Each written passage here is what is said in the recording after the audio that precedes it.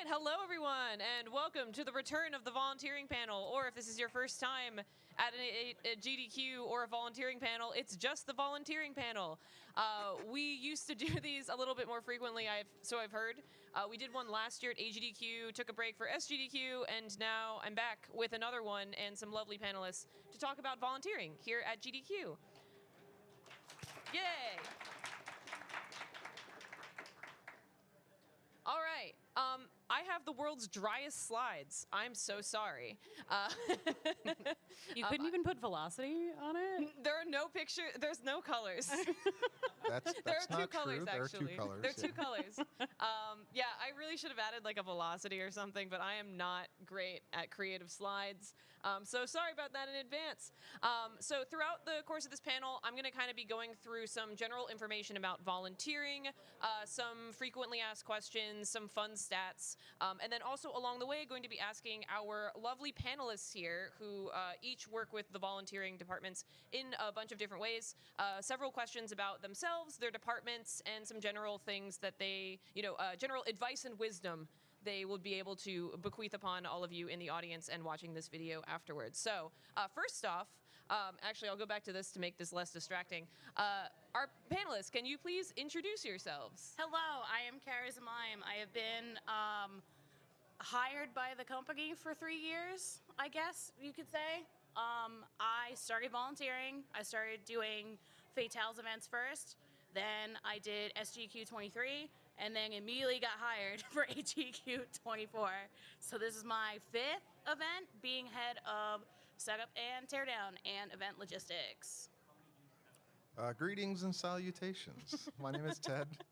I run the donations department, and I started in AGDQ 2014, and I have been at, I think this is my 29th event of like just doing stuff, yeah. So, and I've been staff since SGDQ 2014, so. I am JPEG. I am one of the host coordinators. I started volunteering for GDQ I started with Fatales first in like 2020, 2021. And then eventually did a bunch of different volunteer jobs, ended up volunteering as a host a few times, and then applied for the host coordinator job. And this is actually only my 2nd event as a host coordinator, technically 3rd because I did do GDQX, but 2nd mainline event, I should say. And I've been having a whole lot of fun, and I picked up my staff hoodie this week, and I was very excited. One of us. Also, I forgot to introduce myself. I'm a great host of a panel. Who are you? Hi, I'm Spef. I'm the lead volunteer coordinator for GDQ mainline events. I've been in this position since it's been 3rd event. This, mainline? This is my 4th mainline event, so since 2024 is when I started, but I started volunteering for GDQ in 2019, so.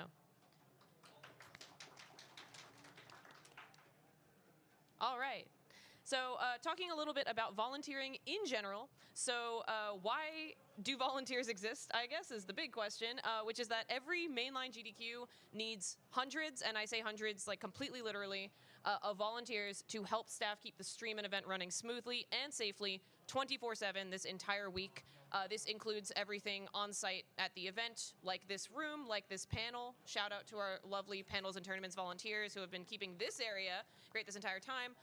But then also everything in the stream room that everybody sees on the stream as the entire event is going for the whole entire time. And during this panel, we'll talk about everything with volunteering, including every single volunteer position and opportunity that's available for mainline GDQ, some information about the application process, some fun stats that we have about volunteering and some certain departments, and then an open Q&A in case anybody has any additional questions for any of us. As a note, what we will not be covering here is any community organized organized on-site events or volunteering. So that includes like tabling and meetups. We have a lot of those here that are organized by independent communities or communities that are parts of GDQ. That does not fall under my volunteering umbrella, so we won't be talking about any of that. If you want information on that, definitely go talk to the folks tabling outside or their respective communities. And then also this doesn't include information about volunteering with other GDQ events or communities. They have their own volunteering department, so that's for things like Fatals, GD Queer, all of those communities. They do their own stuff, as well as other marathons that are independent of GDQ. They're also their own thing.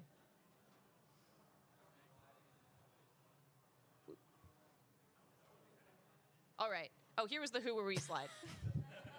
Hello again. Hello again, everyone. Yay. So I will now prompt our panelists. Could you each tell us a little bit more about each of your departments? What do you lead? Who are your volunteers, and kind of what are you responsible for when it comes to volunteering? Hello, I am head of Setup and Teardown, which is a super weird name, but it is basically we set up the whole event, including running power to every single table that you see out here, which the volunteers lovely did. I see some in the audience. Thank you for taping down the lovely lines in here to make everybody safe. Thank you very much. We have a lot of gear we get shipped in, and then we start processing it and making the event happen. I get to do this in my full-time job, where I take a space like this and then I turn it into an event and then I break it down. And it's really rewarding to see so many people working together and just making an event happen. And I think we're going to say this a million times. Please sign up for volunteering. We need lots of people. If you're local to the area where the event is happening, that is the most helpful in the beginning, because I have been here for basically 2 weeks now. So that's how long it takes to get this event going. Please sign up for helping us out, even if you're just taking monitors out of boxes and writing notes down for me. It is so helpful. We put a lot of time and effort into trying to make this like the best experience possible for how we've set up the venue. And I've had such a good experience with my volunteers, and they all make friends, and it's awesome. Yeah. I oversee the donations department, which includes regular donations and head donations. We see every donation that gets made to the event, and we process them to then give to the host so they can read on stream. And most events average anywhere from like 35 to 45,000 donations. So we see all of them, we process them, and process in the sense of, do we send them to the public tracker or send them up to the host? And we don't physically actually do any payment stuff. That's all through PayPal. That's all automatic. But yeah, we do all of that. It's pretty chill. You get to watch a stream. You get to enjoy yourself at their 4-hour shifts. And we're there the entire event. As Spef said, it's 24/7. We have somebody at the donation, at least 2 people at the donation station 24/7 for the entire event. So I have like 55 volunteers or something around there. So yeah, it's a lot of fun. And we work very closely with Hosting. Yes, literally, and I say this as non-exaggerated as possible, the host would be like dead without donations help. We could not possibly process the amount of information that comes in that you take care of. Okay, so while my title says host volunteer coordinator, it's actually kind of like a dual thing.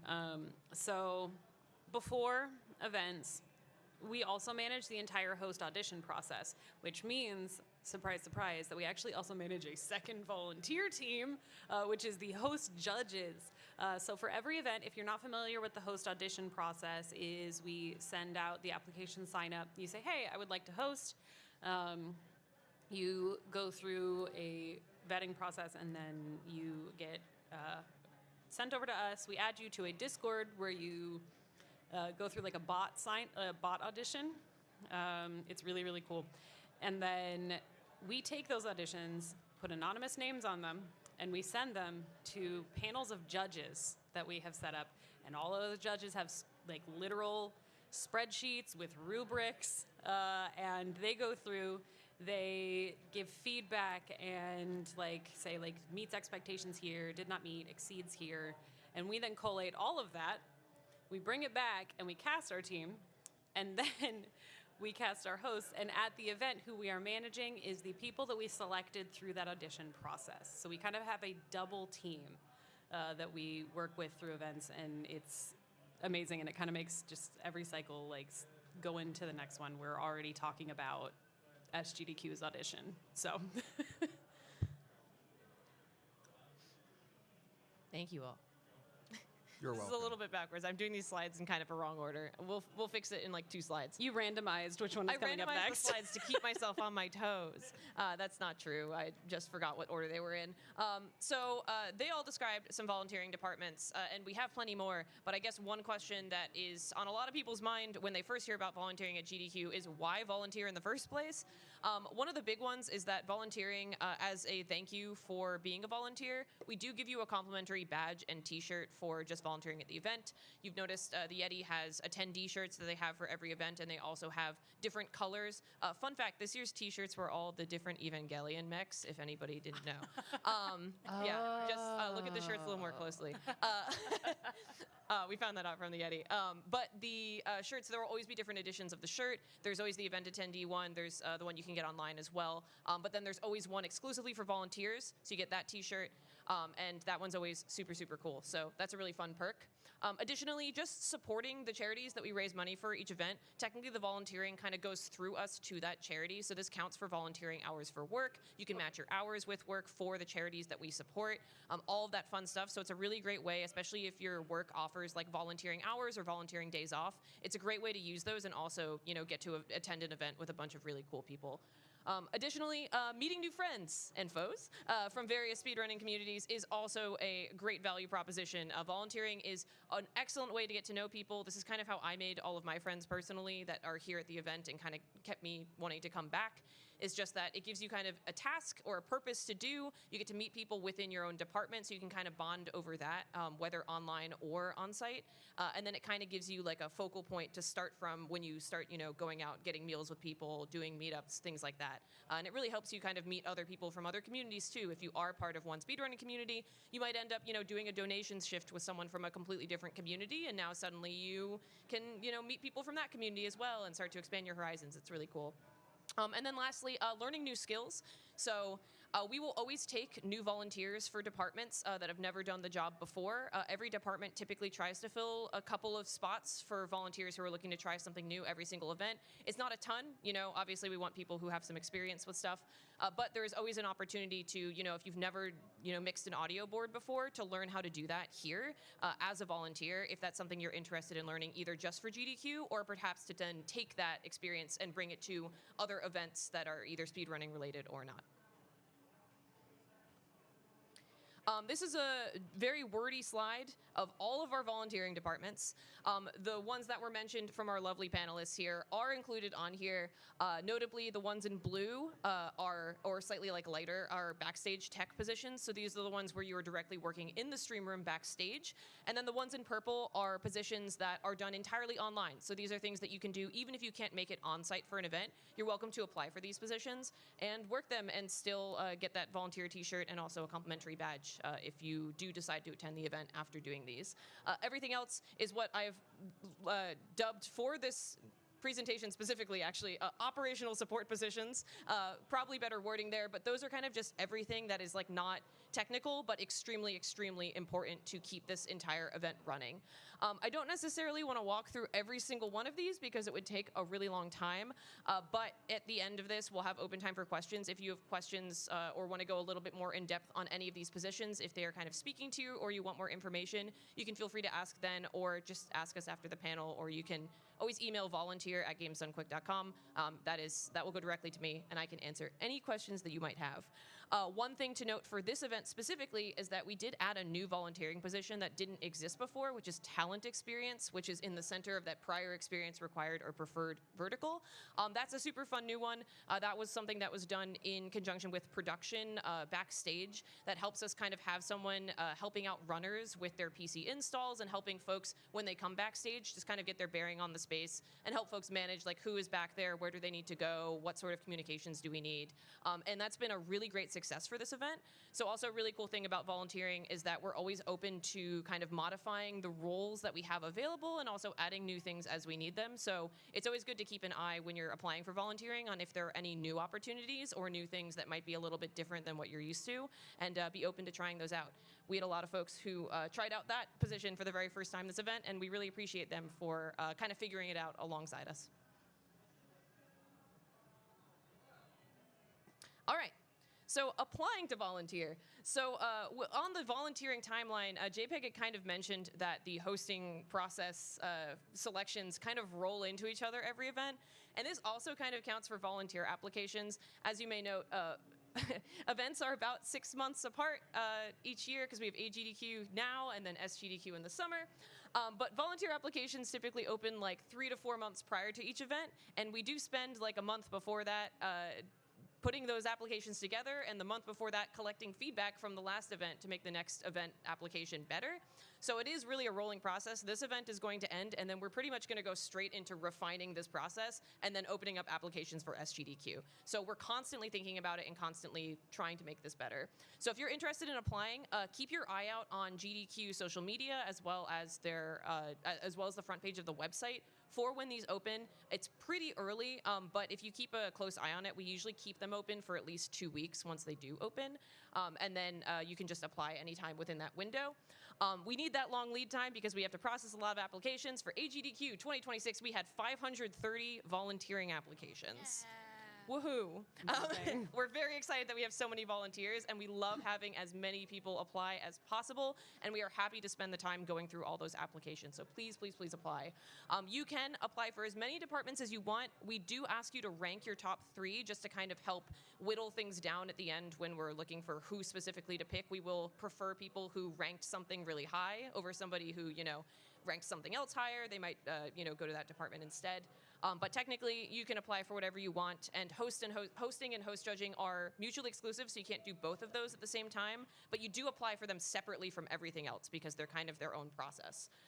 And then selections for those are done by each department's coordinators, and each one of them is kind of looking for something different from volunteers. So especially for some of the departments that are kind of more operational, it's not like we're only looking for volunteers with deep technical experience. We're also looking for people, for example, for check-in, who are really comfortable just talking to a lot of people and, might just want to meet a lot of people and be really friendly.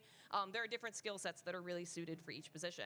So now I'll ask the 3 of you, is there anything, top of mind that you like to look for in your applicants, like something that for you is just always like really nice to see on an application?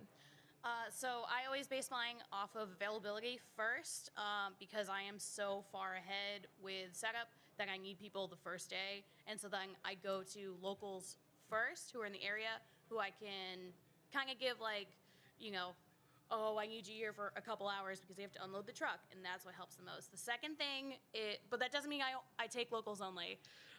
And then, yes, no, absolutely not. I will take a lot of first-time people.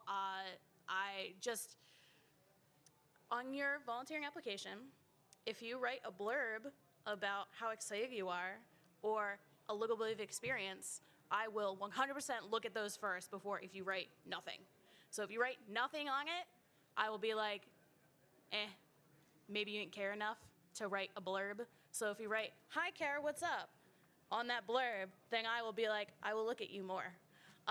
So that's what I look for. And then obviously like a little bit of AV experience, which is like, do you know what an IEC power cable is to plug in to something? Oh, you don't? Okay, can you unpack that monitor for me? Okay, great. So I have like experienced people with some knowledge of, here's a network cable. Okay, can you run that for me?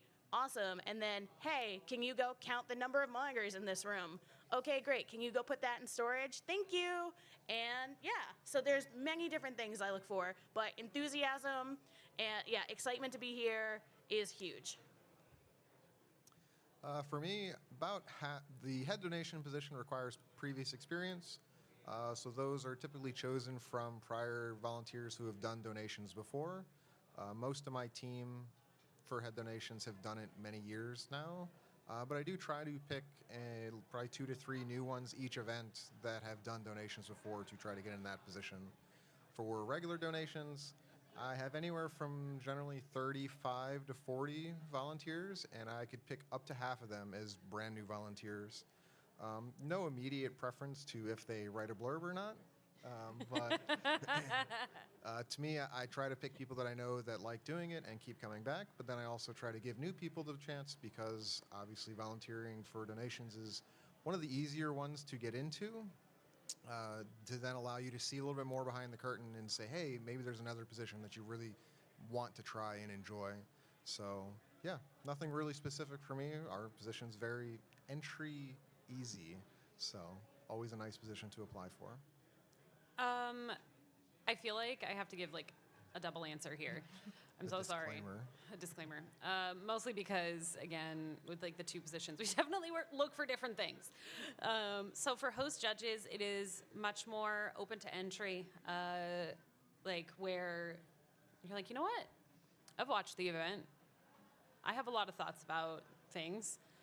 We have a question, I think, on there that's like, what do you think? I think it's literally like, what do you think a good host should be able to do?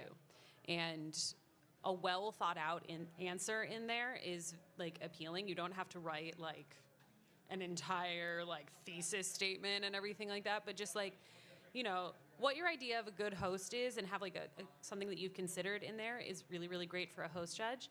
And then, yeah, like we still do take folks with prior experience and stuff like that, but we also want to take people that are like new and interested in kind of like learning more about hosting in general. It's a really good way to like learn more. For hosting applicants and auditioners, the number one thing I say that we look for, and Sav and I really do mean this, is authenticity in your audition and being very like who you are and comfortable with that. Because no matter what you think, you're like, oh, let me get an edge. Let me try and do this. No, we want to hear who you are. Nobody else can be you. To be very Dr. Seuss about it, nobody else can be you. We want you to be you, and it is something that can be heard in your audition, is if you are being true to yourself. So I'm so dead serious about that one, even though it sounds like I'm like stumping for a children's show. Hey, if it's true, it's true. It's true.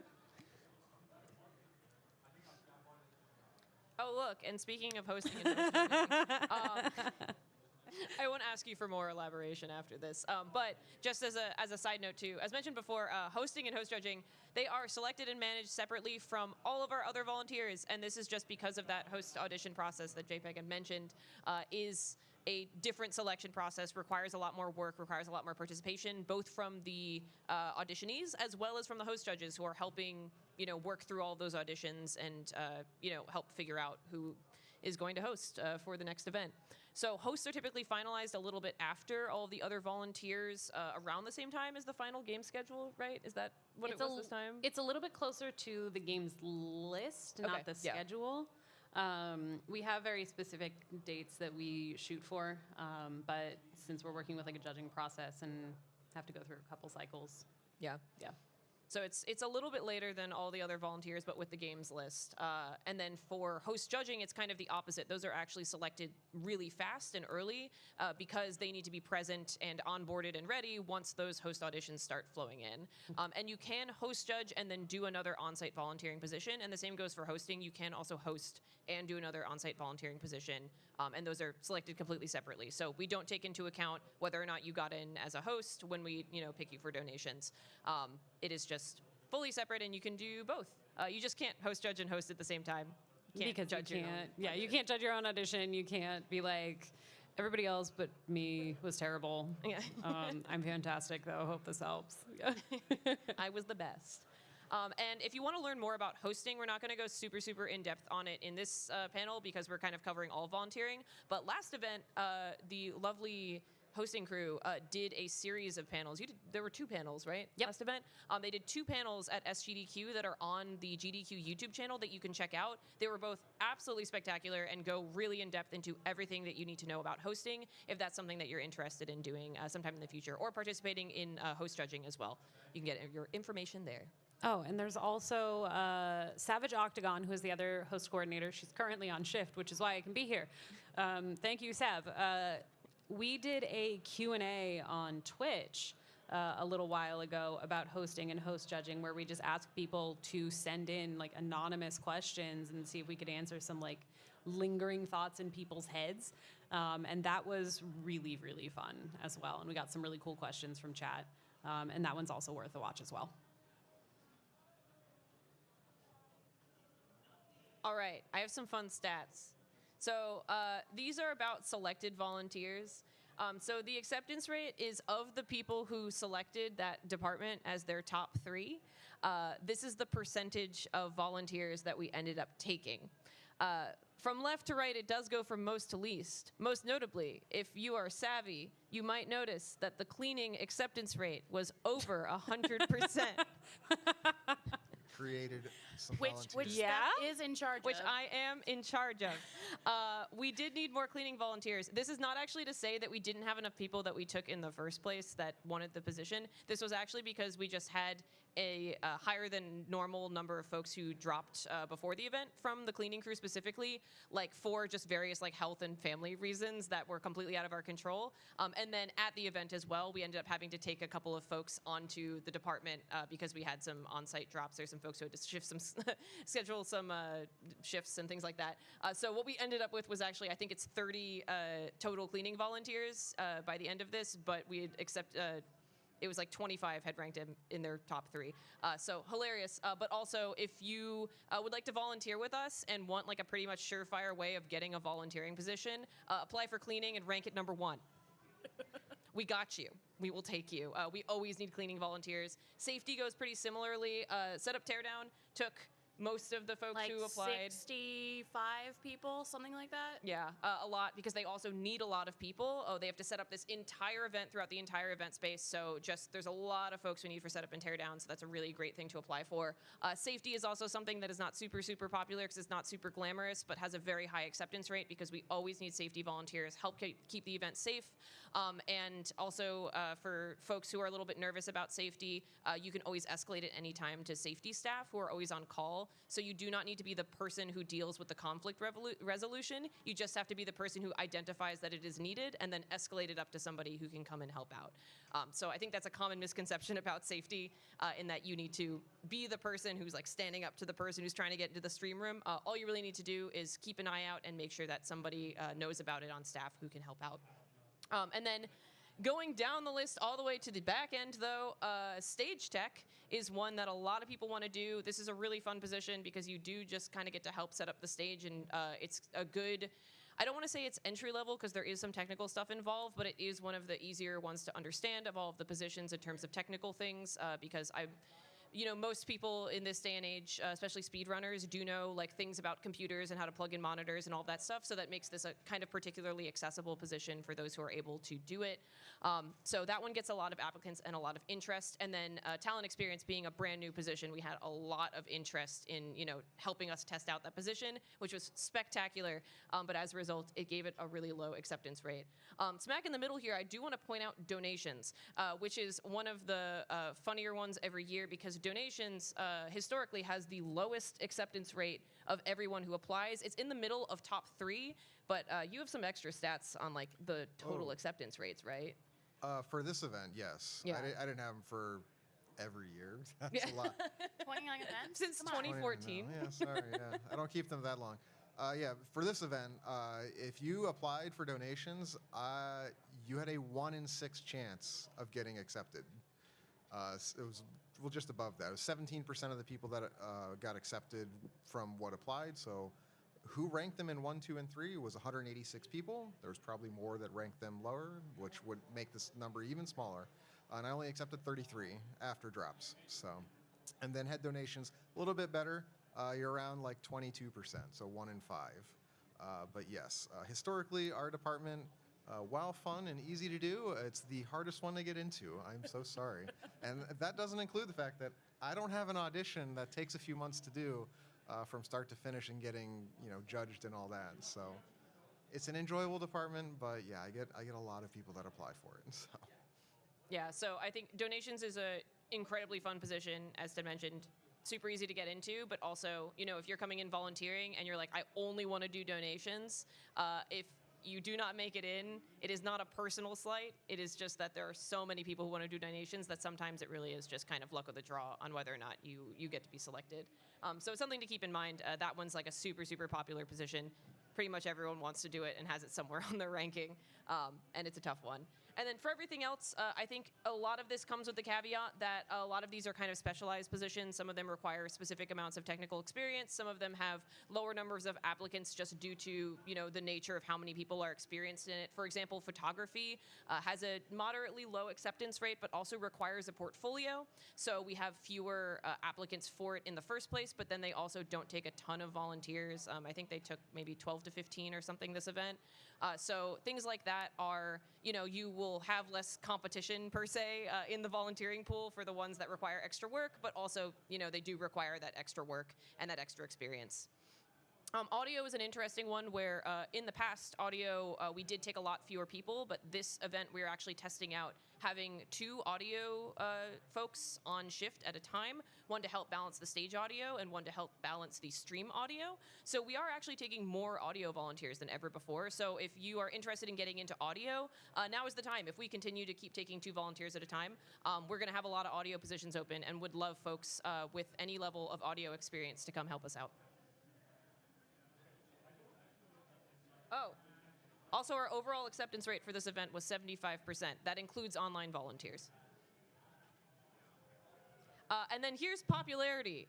This is my second color in the slide. You've seen both. I'm so proud of you. Thank you.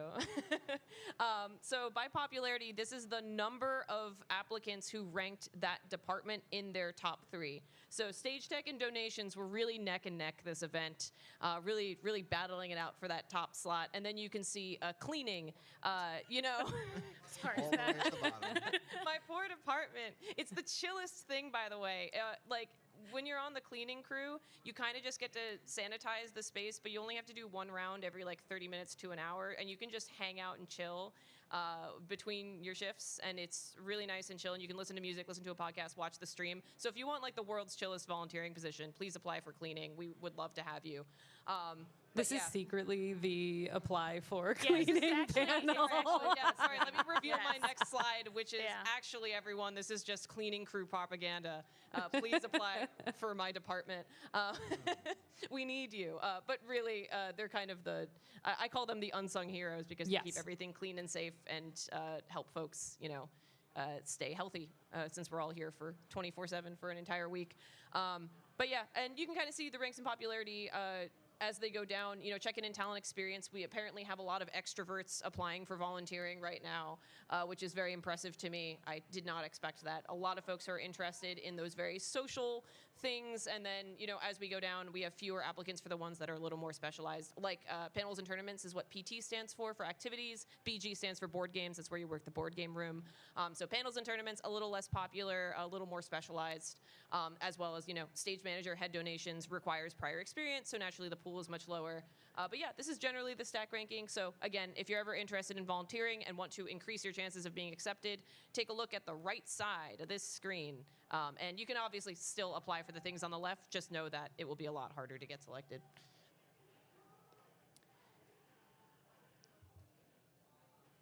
All right, and then talking about scheduling a little bit here. So this kind of gets to, okay, we've selected our volunteers, now we're on site. Just so you know things about kind of what that looks like once you're selected to volunteer and how that process looks. If you are selected for an on-site volunteering department, online's a little different. You will be asked for your availability either right when you apply or a little bit afterwards, and you'll be scheduled for 2 to 4, sometimes more depending on the department. Panels and tournaments is a good exception because tournaments can be longer. 4-hour shifts throughout the days that you are available. We will work with you to make sure that we can accommodate the days that you are available and the times that you are available. But pretty notably, most departments do have 24/7 shifts, so we are always looking for people who are available for overnights. Those are notoriously, more difficult to staff because not everybody wants to do that. But we usually have 11 p.m. to 3 a.m. shifts, 3 a.m. to 7 a.m. And then for safety and cleaning have offset shifts because their shift changes are different, but they still go overnight. I think it's 12 to 4, 4 to 8, and right now 10 to 2, 2 to 4, 2 to 6. So we always are looking for folks who are willing to do those overnights, and so that does kind of improve your chances of, being selected or being scheduled if we know that you will be available and are willing to do those. Certain departments have different scheduling needs, as Kara had mentioned. Setup is a big one, where being available before the event starts is a big leg up for you in doing that position. Obviously, hosting is by run and not necessarily per selective shifts. And then things like host judging and chat moderation don't have shifts. If you volunteer for those departments, you will kind of just be given, the tasks that you need to do, and as long as you complete them in the, time span that you need to complete them, then you'll be good to go. And for chat moderation, it's just kind of being present in the Discord and on chat to help out with the event. Yeah. So, quick question, again, back to our lovely panelists. So, we've selected our volunteers now here. We've shifted them. We have them, and we're all really excited to start the event. So, what's one thing that you really love about your volunteers? Don't all fight at once. Oh, Okay. sure. No, we love each other, but I think we're all like, okay. Okay. I mean, I have a long story. We could do it at the end. I don't know when. We can start Okay. on this end. Okay, yes. So, what I love about my volunteers is the incredible community that they foster on Discord and in person, and this applies to both host and host judge. So, host fam, as it's called, as they've just dubbed themselves, and then anybody, it's like you're a part of host fam now. They're incredibly like, you are here and we love you and we are going to do this together, and they just immediately like envelop you like it's like the thing. Like, it's just immediately like, bang, you're a part of it. And clearly, as you can see, by the fact that I'm dressed like this, they came up this like AGDQ with Spirit Week, which is why you've potentially seen some fascinating outfits this week. And they shared it with like the rest of the Discord, like, hey, if you wanted to do Spirit Week, so today is Fair Folk Friday. So the folks that do Renaissance Fair stuff, we all quite literally packed our Ren gear and brought it to Pittsburgh to wear it out. But we've had like Wild Shirt Wednesday, and then, hey, if you're like, wait, what's going on? Since there's one more day, it is Pokemon Saturday because of our finale run. Very creative, but no, seriously, that's what it is. So they started doing that. So yeah, it's very much this like intense sense of community, but that also applies to host judges. So I'm sorry, I'm gonna like go on for 1 second. You're good. In the audition, there was a blurb for Red Bull, and it had a flavor of last year's winter flavor. And all the judges, having heard it several times over, got really excited about what that flavor was. And then when Red Bull dropped this year's winter flavor, they were like, what do you mean? And so then they all, quite literally, I'm not kidding, they were like, okay, well, this store by me has it, and this store by me only has the sugar-free one, but this one has the regular sugar one, so I'm gonna get both, and I'm gonna tell you the tasting notes different between them, and I'm dead serious. They were like literally sharing notes, like photos of the Red Bull. I did not know that we were like converting people to Red Bull in the cycle, but we did. And they've basically continued to do that. Anytime anyone mentions Red Bull, because there's a host judge channel in like our event Discord, there's a, like anytime like the Red Bull blurb comes up, all the host judges are like, yes! So it's the community. They like wrap around each other intensely, and it's so good. Donation volunteers, I have a great deal, many of them. Probably the best thing I like about them is they keep getting taken from me. Oh my God. Donations, like I said, I pick a lot of new people for donations, and many, many volunteers over the years have moved on to other departments. At least 2 of the host coordinators that have been through their tenure were started as donations. We have many people in interstitials and the interview area that started as donations, tech, producers. We create a lot of people that they find something they really enjoy at the event. And I think that's a great thing to allow people to see, and then have the opportunity to see what else they could do, what they really enjoy, and do that. I have my returning set of volunteers that come back year after year because they really love donations, which is awesome. But yeah, you come donate your time to donations and find if donations is what you want to do long term, or if you see something else backstage that looks really, really interesting that you want to try, We're kind of the gateway department. You come in for donations and you leave, and you're like, I just want to keep doing more. So. One of the coolest things about volunteering or even just being here on site is the networking opportunity is insane. I mean, this is how I got involved in this was I went to PAX. I saw this panel at PAX. I went up to Brosif, who's on our committee, and I said, hi, I do audio in my real life. And she said, join Fatales now. And then I did, and now I'm here. So that's literally how I got started, was like coming up after this panel. The first year I was in charge of volunteers blew me away. I had no idea what to expect. I had gotten hired like a month ahead of time. I was like catching up. And so I was meeting all these people for the first time, and a lot of them, it was their first event as well. I had met one of the volunteers previously because we had done our finale volunteering shift together for SGDQ. I was on audio and they were on Stream Tech. And they had been like, hey, I'm really thinking of changing my name because I'm transitioning. What do you think about this username?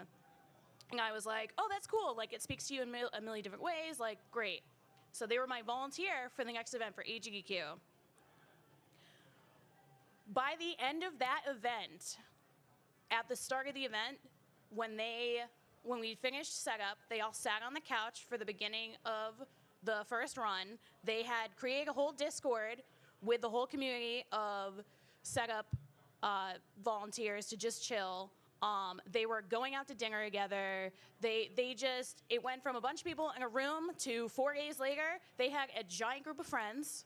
Yeah. I see them now as like this fully realized person that they're just so confident in their community, and it gives me chills. It is so freaking cool to see the confidence that being here gives other people, being seen, and at the same time, we can help you foster skills that you're not sure if you want to be involved in them. There's a lot of different weird stuff that we do for our tech that doesn't make any sense anywhere else. So it's really a collaborative effort to be like, hey, I know this mod in N64 is super weird. How does it work at your house? How can it work here?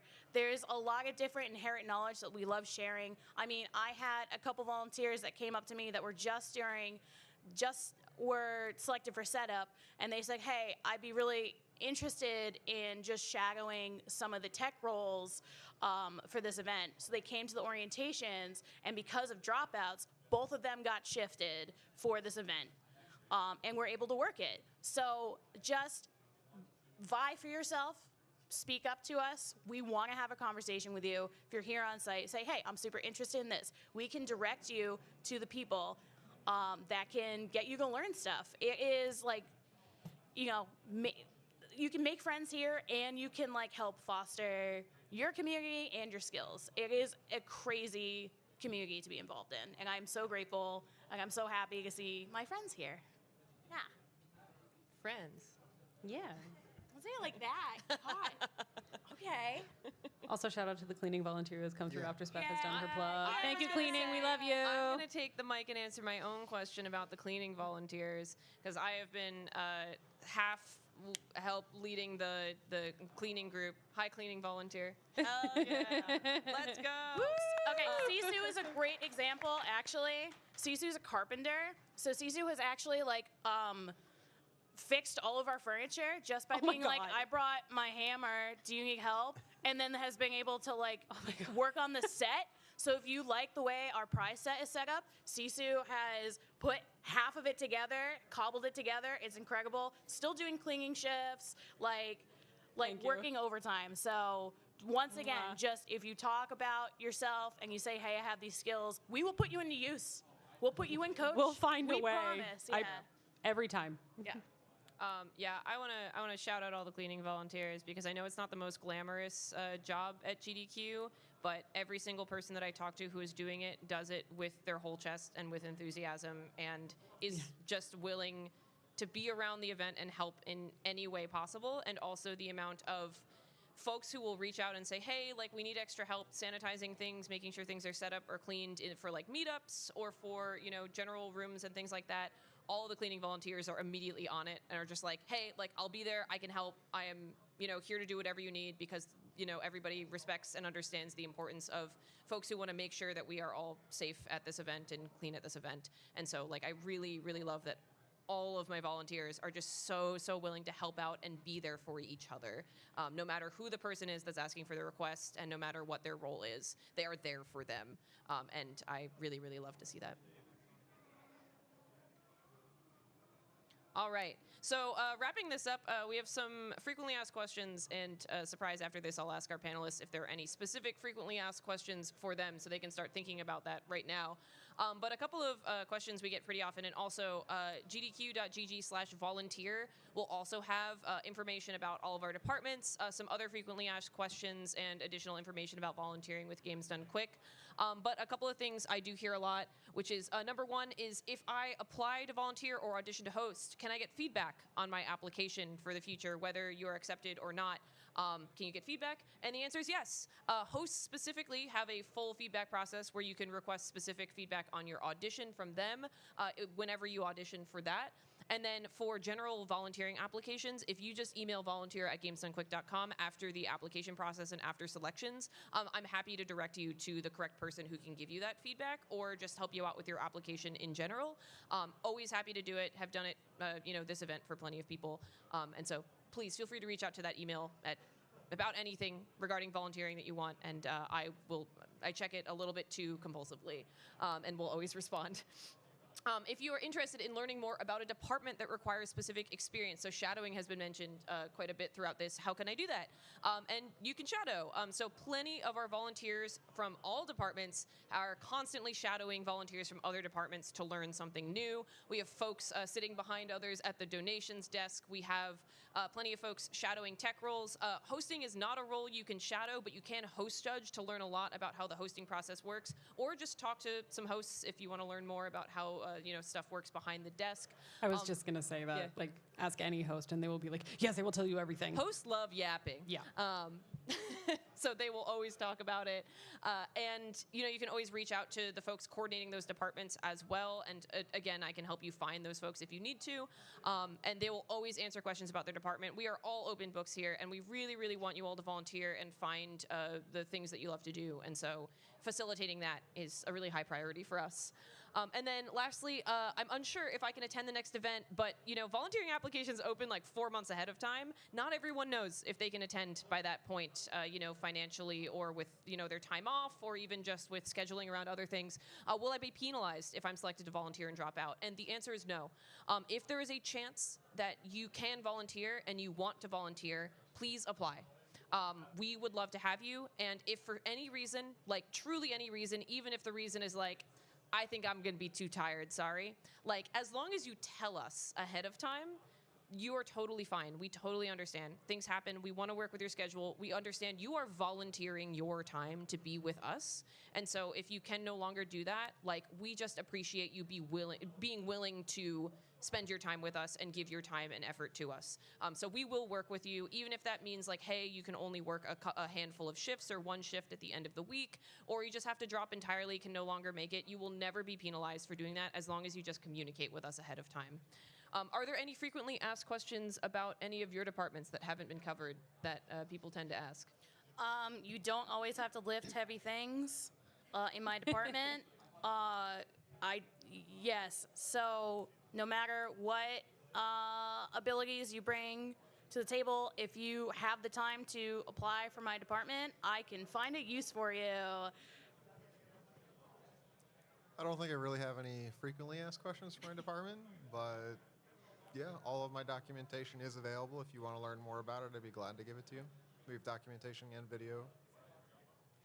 I don't know that I have a frequently asked question as much as a frequently heard sentiment, which is like, I don't know if I'm ready to audition to host. I don't know if I'm good enough. And oh my God, let me be the first to tell you, you are good enough. One, like from an affirmative standpoint, and two, like, please either audition, like throw caution to the wind, throw yourself out there. I can't tell you how many times not only do we take like our new volunteers, which we do in fact have a amount that we select, and we doubled that this time. We have 8 first-time hosts on the hosting team this time.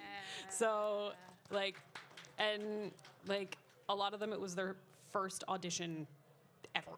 And they're like, I'm here. Oh my God. So like, please, one, throw caution to the wind if you feel like you might even be a little bit like, you know what? I don't know that I'm ready, but I'm going to take the risk. Take the risk. We would love to have you. Or if you're the type of person that would like to be more methodical, and you're like, I don't know if I'm ready, but I want to get in it.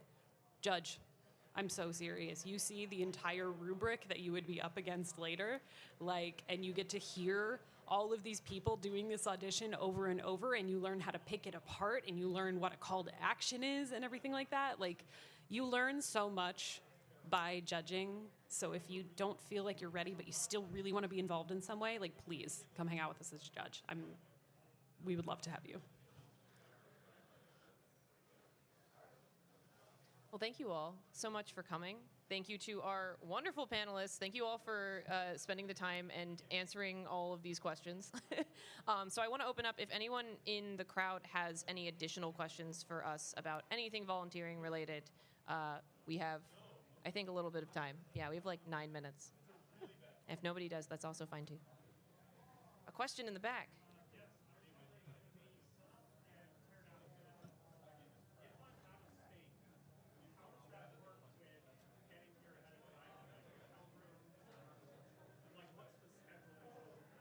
Okay, So- most of the time you should. Hold on. So The the question was- Yeah. Oh, sorry. For the recording, I should know this. I do this in my full-time job. Okay, the question was, if you're not local for Set Up and Tear Down, how does the process work with hotel and all that stuff? Most of the time, the hotel block is open a little bit ahead of time for like our staff to be here, so that's like the discounted rate. I 100% understand if you can't financially make it before then, if you're out of state. And I take a lot of people that can only be here for like 1 day ahead of time, and then for a teardown. And it's great, and join the team, help out. Yeah, so don't feel the financial pressure of trying to be available for that at all. Like, please don't. It just helps that, like, I had a lot of local people who were like, my work gave me the whole week off. What do you need? So, yeah, please, please, please don't put the financial pressure on yourself to like book a hotel super ahead of time. But the hotel block discounted rate is open for a couple days before the event starts.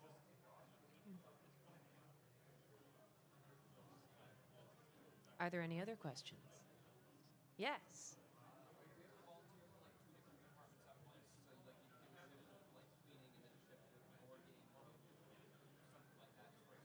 Great question. The question is, are you able to volunteer with more than one department at once? 2 different departments specifically. And the answer is yes, kind of with an asterisk. So because we have so many volunteers who apply, in recent years, we actually have been slimming down the number of volunteers who are shared between departments. This is mostly to give as many people an opportunity to volunteer as possible. So, if we end up splitting a lot of people between departments, that is a lower ceiling of the total number that we can have working with us. So we do try to offer that to folks if they want it. As mentioned before, you can host, judge, and host completely independently, so those are never scheduled at the same time. So honestly, like, we even have some people who don't want to like host and do something else at the same time, and are kind of have to if they want to do the other position, unfortunately. So those can always be done in tandem. But for all the other departments, it's kind of tough these days to do multiple. As mentioned before, safety and cleaning are ones that fewer people do tend to select. So you are kind of more likely to get both departments if you want to do that and like a tech position and split your time between those two. Also, because setup and teardown happen before and after the event, you can always do setup and teardown and then do something else during the event. That's actually like a really, really common thing to do, is do setup, teardown, and then 1 or 2 other departments. So the answer is yes, and it also depends on department too. Like the ones that are very specialized. So for example, check-in requires a lot of previous volunteering experience. Those are very not super, super often shared, just because those volunteers are needed for that position. Same with like stage manager is another one, requires a lot of technical experience. So like, we really want to get 4 shifts out of those out of our stage managers because we really need them. However, yeah, it's totally possible to do it. Yeah. And host judging specifically, all of your work is done prior to the event starting by a lot. So it is kind of like if you do host judging beforehand, even if you then have another volunteering role while you're here, you get to focus on kind of only one at a time. But also, as a host judge, your badge is still comped by doing it. So if you want to like do all your work ahead of time, it's kind of like, I don't know, it feels like girl math where you're like, I did everything. This is free. So it's awesome. That was how I did my volunteering at first. I was just a host judge. It was great. It was real chill. There's no such thing as just. Host judge, I need you. That's true. What you got? Yes. So I'm someone who, because of medication that I've taken in the morning, I've typically been reticent to list myself as available overnight. That being said, I know like with this, a lot of the with this event, I know a lot of the specific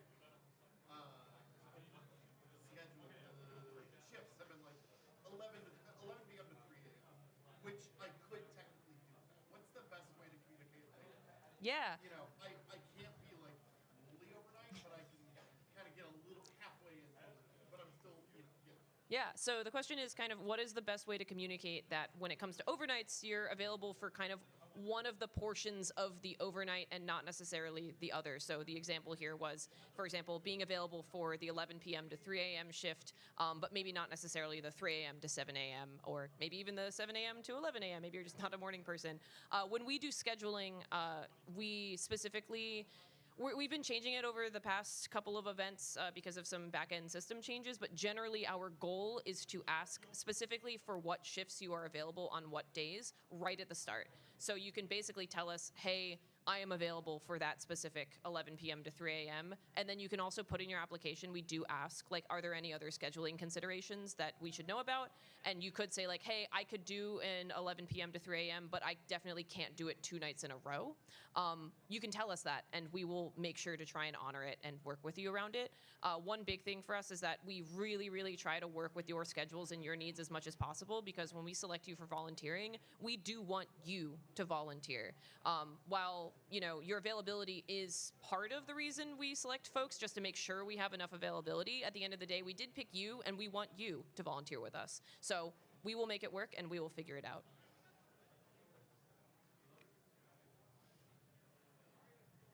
All right, are there any other questions? Yes.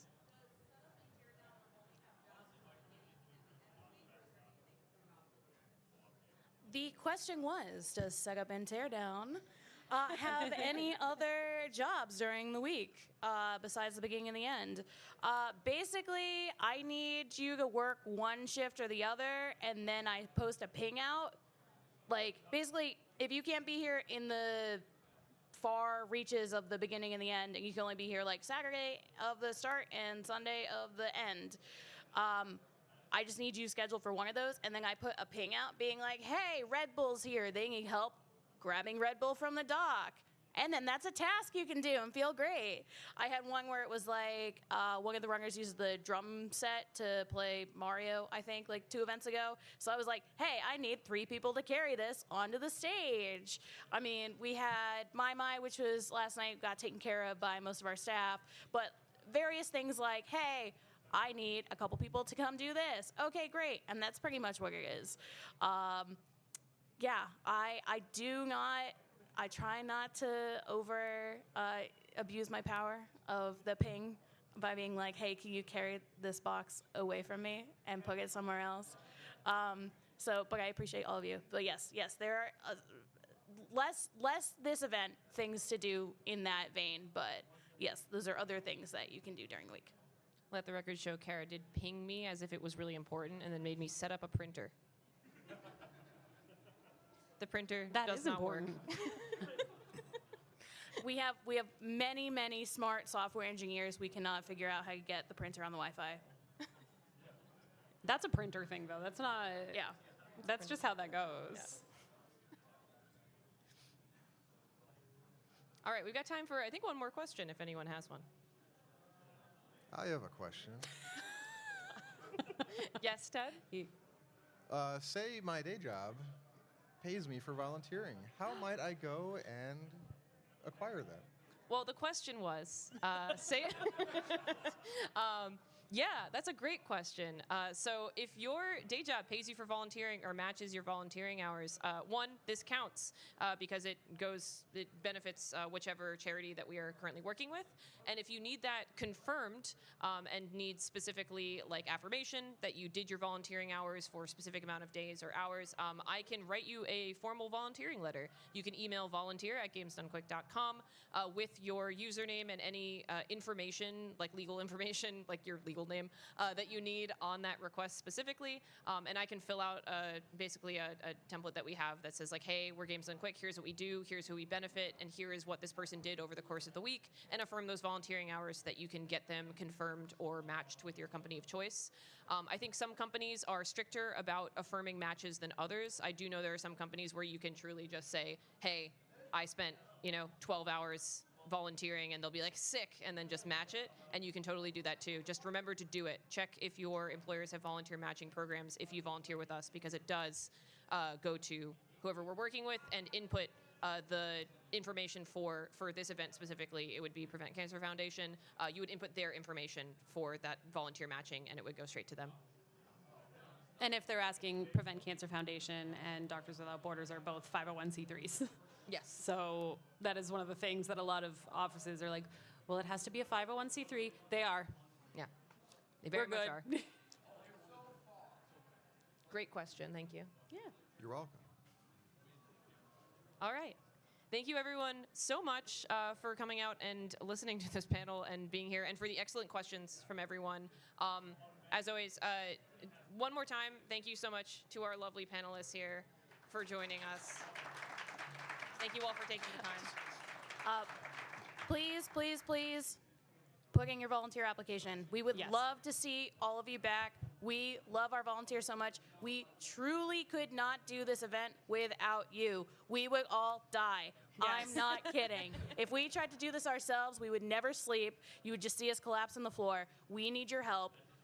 Every little bit helps, we promise. So, like, if you can put a little bit of time in, please do it. And we love to see returning faces, new faces. It's awesome. We are very, very privileged to be in this community, and we appreciate all of you. Yay! Thank you. We love you. Thank you, everyone. I like that we both gestured towards you.